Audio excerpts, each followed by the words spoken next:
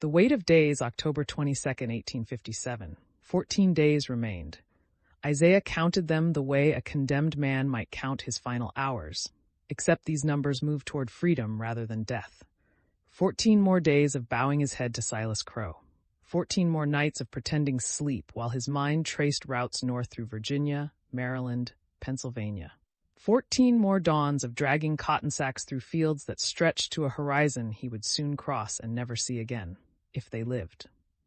The thought came unbidden as he hefted another armload of cotton into his sack, the bolls soft and deceptively gentle against his calloused hands. All around him, the field hands moved in their practiced rhythm. Bend, pick, stuff, move forward, repeat. The October sun beat down with late-season intensity, and sweat traced familiar paths down Isaiah's spine. His back ached from the endless stooping, but the pain was distant, manageable. He had learned long ago to send his mind elsewhere, while his body performed its assigned labor. Today his mind kept returning to Hannah. He hadn't seen her in 5 days. Not to speak to, anyway. He'd caught glimpses, her silhouette passing behind the big house windows, her figure crossing the yard with a basket of linens. But Mrs. Belmont kept her close now, tethered by suspicion like a dog on a short leash. The few times their eyes had met across the distance, Hannah's expression had been carefully blank, but Isaiah knew her well enough to read the tension in her shoulders, the tightness around her mouth. She was afraid. So was he. "You gonna pick that cotton, or just pet it?" Moses's low voice came from 2 rows over, barely audible above the rustle of plants and the murmur of workers. Isaiah realized he'd been standing still, his hands full of cotton but unmoving. He shoved the bowls into his sack with more force than necessary. Just thinking. Dangerous occupation these days. Moses moved closer, using the excuse of reaching for a particularly laden plant. His massive hands, scarred from years of forge work, moved with surprising delicacy among the cotton bolls. "You sleep last night?" "Some. That's a lie, but I'll let it stand." Moses's dark eyes, set deep in a face that had seen 41 years of bondage, studied Isaiah with concern. "Your wound tight as a spring. Crow notices these things." As if summoned by his name, Silas Crow's voice cut across the field. "Move faster. Colonel wants this section finished by sundown." Isaiah bent back to his work, and Moses drifted away to his own row. But the blacksmith was right. Isaiah could feel the tension in his own body, the way his jaw clenched, the way his movements had lost their usual fluid efficiency. 14 days. It felt like both an eternity and no time at all. The afternoon wore on. The sun tracked its arc across the sky while cotton sacks filled and were emptied into wagons, filled and emptied again. Isaiah's hands moved automatically, but his mind cataloged everything. The position of Crow's patrols, the timing of water breaks, the mood of the other workers. Knowledge was survival. Observation was armor. At the weighing station, Crow stood with his ever-present rifle, watching as each worker's daily harvest was measured and recorded. Isaiah waited his turn, studying the overseer's face. The man looked tired, dark circles under his eyes, a tightness around his mouth that suggested sleepless nights. Good. Exhausted men made mistakes. 73 pounds, the weigher called out, and Isaiah moved on without meeting Crow's eyes. As he turned away, he caught sight of Samuel, 3 people back in line. The boy, no, young man, Isaiah corrected himself, looked like he was carved from stone. His jaw was set, his eyes fixed on some middle distance, and his hands were clenched so tight the knuckles had gone pale despite the darkness of his skin. Isaiah felt a flicker of worry. Samuel's anger was like a banked fire these days, always smoldering, always threatening to flare. That night, after the evening meal of cornbread and greens, Isaiah found Samuel behind the quarters, throwing stones at a fence post with violent precision. "We need to talk," Isaiah said quietly. Samuel threw another stone. It struck the post dead center with a sharp crack. "Nothing to talk about. 14 days. I can count." "Can you wait?" The question hung in the air between them. Samuel turned, and in the fading light, his face looked older than 16. "Can you promise me we'll make it?" Isaiah wanted to lie, wanted to offer the comfort of false certainty, but he'd never lied to any of them, and he wouldn't start now. "No. Then don't ask me to promise I can wait." Samuel picked up another stone, weighed it in his palm. "Every day I'm here, I think about Thomas. About that whip coming down, about him being sold to Mississippi every single day. I know. Do you? Samuel's voice rose slightly, and Isaiah glanced around, but they were alone in the deepening shadows. Do you know what it's like to be 16 and know that any day, any hour, they could sell me south? Sell Elijah somewhere else? Split us up like we're nothing? Yes, Isaiah said, and the word came out harder than he intended. I know exactly what that's like. I had a brother once, and a sister. I was 13 when they sold my brother to a trader heading to Georgia. 15 when my sister went to a plantation in Alabama. I know. Samuel's hands stilled. In all their planning, all their midnight meetings, Isaiah had never spoken of this. I know what it's like to wake up and find someone gone, Isaiah continued, his voice low and rough. To realize you'll never see them again. To not even know if they're alive or dead. I know that rage you're carrying, Samuel. I've carried it for 17 years. Then how do you stand it? The question was almost a whisper. How do you just wait? Because rage without planning is just another way to die. Isaiah moved closer, his voice urgent. Thomas ran on rage, on desperation. And where is he now? On a wagon to Mississippi if he hasn't arrived already. Is that what you want? To run blind and get caught? To end up in chains in some cotton field in Louisiana, worked to death in 5 years? Samuel shook his head, but his jaw was still tight. We have a plan. Isaiah said, a good plan. 2 years of preparation, maps memorized, routes learned, contacts made. We have supplies, we have timing, we have a chance, a real chance. But only if we're smart, only if we're careful, only if we wait 14 more days. And if something happens before then? Samuel's voice cracked slightly. If they decide to sell one of us, if they split us up, then we adapt, but we don't run blind. Isaiah gripped Samuel's shoulder. I need you to hold on. Elijah needs you to hold on. We all do. Can you do that? 14 more days? For a long moment, Samuel didn't answer. Then, slowly, he nodded. 14 days.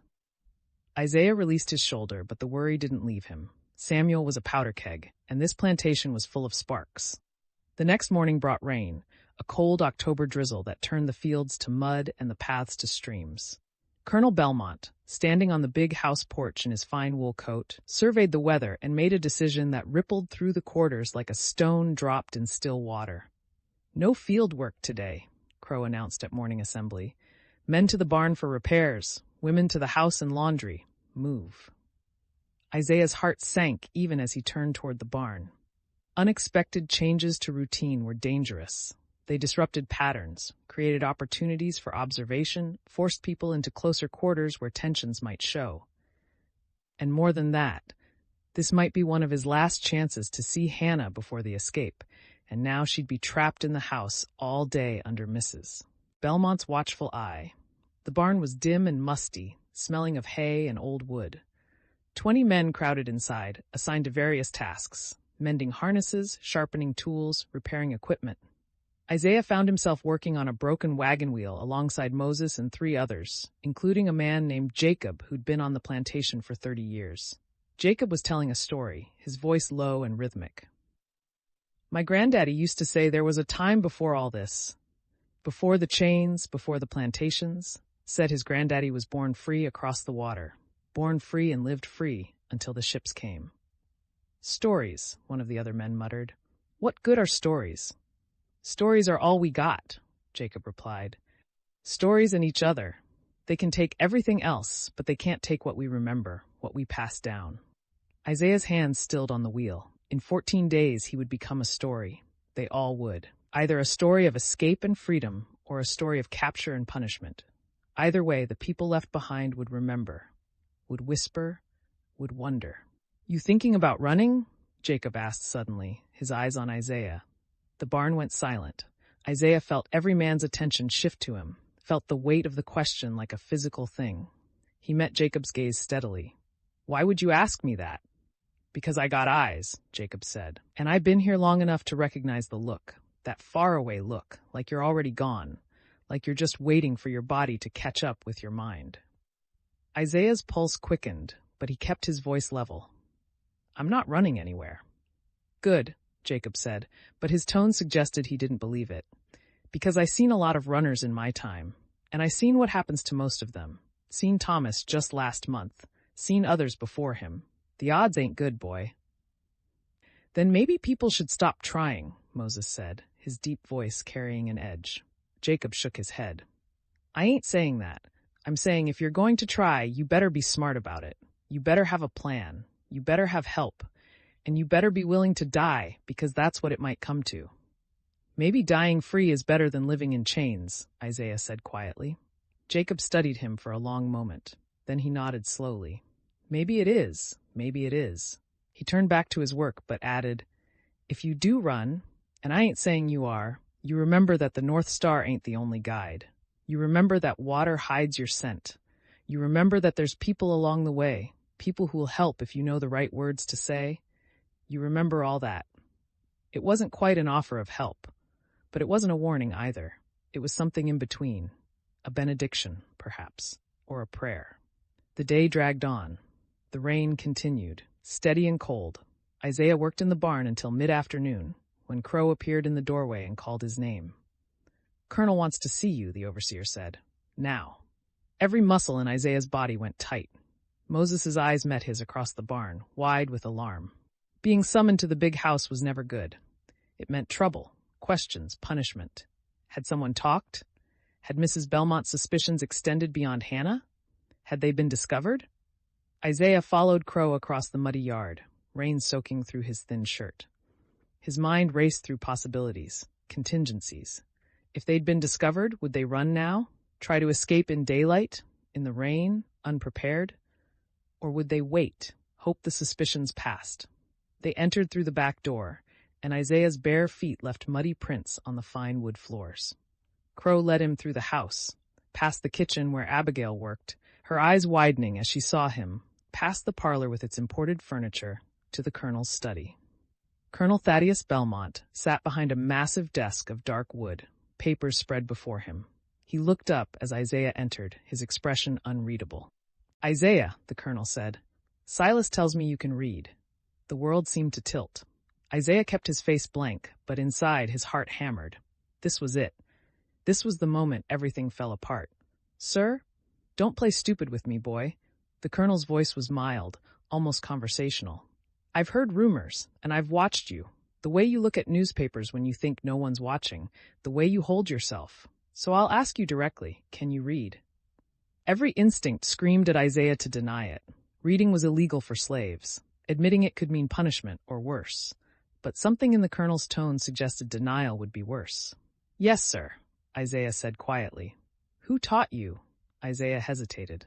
The truth was complicated. A sympathetic overseer's daughter, years ago, before she married and moved away, before her father died and Silas Crow took his place. Taught myself, sir, from scraps of newspapers, old books in the trash. The colonel studied him for a long moment. Then, surprisingly, he nodded. Enterprising. Illegal, but enterprising. He picked up a document from his desk. I'm leaving for Charleston in 2 weeks. While I'm gone, I need someone to keep track of supplies, record deliveries, maintain certain records. Silas can't write well enough for the task. I'm told you're intelligent, careful. I'm offering you the position. Isaiah's mind reeled. This was impossible. This was a trap. It would mean working in the house, the colonel continued. Better food, better quarters. A position of responsibility. Think about it. Better quarters, better food. A position that would make escape infinitely harder, that would put him under constant observation, that would make him valuable enough that his absence would be noticed immediately. It was a cage disguised as opportunity. Thank you, sir, Isaiah managed. May I have time to consider? The colonel waved a hand. You have until I leave. 2 weeks. Dismissed. Isaiah walked back across the yard in the rain, his mind spinning. This changed everything. If he accepted, the escape would be impossible. If he refused, it would raise suspicions. What slave would turn down better conditions? And if he accepted and then disappeared, the search would be immediate and intensive. He had to tell the others. They had to decide together. That night, despite the rain and the risk, they met. Not all 7, too dangerous, but Isaiah, Moses, and Samuel slipped away to the tobacco barn after midnight. They huddled in the darkness, speaking in whispers barely audible above the rain on the roof. It's a test, Moses said immediately. He suspects something. This is his way of keeping you close. Or it's genuine, Isaiah countered. He's leaving for Charleston. He needs someone literate. Maybe it's just that simple. Nothing's simple, Samuel said. You can't accept.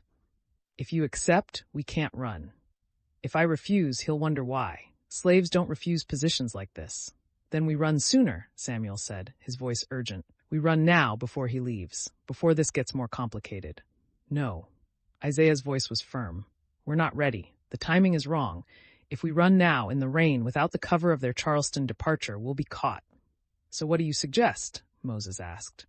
Isaiah was quiet for a moment, thinking. Then, I accept the position. I work for a week, establish trust. Then, when they leave for Charleston, I disappear with the rest of you. By the time they realize I'm not just sick or hiding, we'll have a head start. That's risky, Moses said. Everything's risky, Isaiah replied. But this might actually work in our favor. If I'm in the house, I'll have access to supplies, to information. I'll know exactly when they're leaving, exactly what the security will be. I can make sure we have the best possible chance. Samuel shook his head. Or you'll be watched so closely you can't move. Or they'll chain you at night. Or it'll work, Isaiah interrupted. Moses, what do you think? The blacksmith was silent for a long time. Finally, I think you're gambling with all our lives, but I also think you might be right. If you're in the house, you're valuable, you're trusted. When you disappear, it'll take them longer to realize it's an escape rather than just absence, time we can use. 13 days, Isaiah said. I accept tomorrow. I work for a week, then we run. They separated into the rainy night, each carrying the weight of the decision. Isaiah lay awake in his cabin, listening to the rain and the breathing of the other men around him. 13 days. 13 days until everything changed. If they lived. The next morning, Isaiah told Colonel Belmont he would accept the position. The colonel nodded, satisfied, and just like that, Isaiah's life shifted. He was moved from the field hand's cabin to a small room behind the kitchen. He was given better clothes, cleaner blankets. He was assigned a desk in a corner of the study and handed a ledger book. And he was, as Moses had predicted, watched. Mrs. Belmont observed him constantly, her pale blue eyes tracking his every movement. Hannah, working in the same house, could barely look at him without Mrs. Belmont's gaze snapping toward her. They couldn't speak, couldn't touch, couldn't even exchange meaningful glances without risk. But on the third day, Hannah found a way. She was serving tea in the parlor when she passed close to Isaiah's desk. Her hand brushed the surface as she passed, and something small and folded fell from her palm. Isaiah didn't react, didn't look, just continued writing in the ledger. Later, when he was alone, he unfolded the tiny scrap of paper. The handwriting was shaky. Hannah was still learning, but the words were clear. 10 days. I'm ready. I love you. Isaiah closed his eyes, pressed the paper to his chest for one brief moment. Then he burned it in the study's fireplace, watching the words turn to ash. 10 days. The countdown continued, inexorable as the turning of the earth. In the fields, the last of the cotton was harvested. In the big house, trunks were packed for Charleston. In the quarters, people went about their daily labor, unaware that 7 among them were about to attempt the impossible. And in a small room behind the kitchen, Isaiah lay awake each night, counting down the days and praying to a God he wasn't sure existed, that they would all survive what was coming. 10 days until freedom, or 10 days until death. Either way, the waiting was almost over. Thanks for watching our stories. Don't forget to like and subscribe for more epic adventures.